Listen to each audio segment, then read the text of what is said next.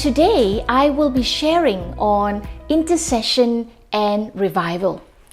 Isaiah 64 verses 1 to 2, it says, "Oh, that you would rend the heavens and come down, that the mountains would tremble before you, as when fire sets twigs ablaze and causes water to boil.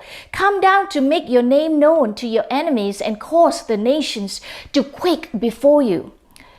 As believers in Christ, we have a responsibility.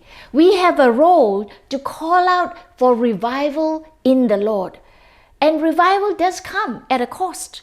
Are we willing to pay that price to prepare for revival? E.M. Bounds, famous author on prayer, he once wrote, "All true revivals are born in prayer." And it's true. As God's people, are we concerned about the spiritual climate in our respective nations and countries around the world, the moral and spiritual decline in our society these days? Such conditions, I believe, should drive us as intercessors and prayer warriors to seek God's face for spiritual turnarounds. You see, the word revival, the concept of revival in Hebrew, chaya, means to make alive, to nourish up, to preserve, to quicken, to recover, to repair, to restore, to keep alive and make whole. Who should be desiring for the church to be quickened, for God's people to be made whole, for people to really come to know the Lord and so forth? God's people. We must pray with that heartfelt passion for this to happen.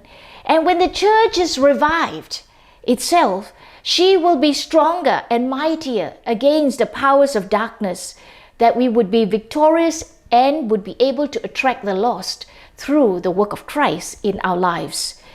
I want to encourage you, let's cry out fervently to God, asking Him to revive His church worldwide. Wherever locality you are based in, we need to cry out to God for His help. Now, what are some human characteristics on revival? I'll just name a couple for you. 3 of them. Firstly, spiritual preparation. When there's unity and prayer, these are 2 key elements needed for revival. It comes with that hunger and the thirst for God, and that would drive us to that place of intense prayer, where we say, "God, we desire to see your manifest presence and your glory to shine upon our land, upon our communities, upon our nations, upon the nations of the world."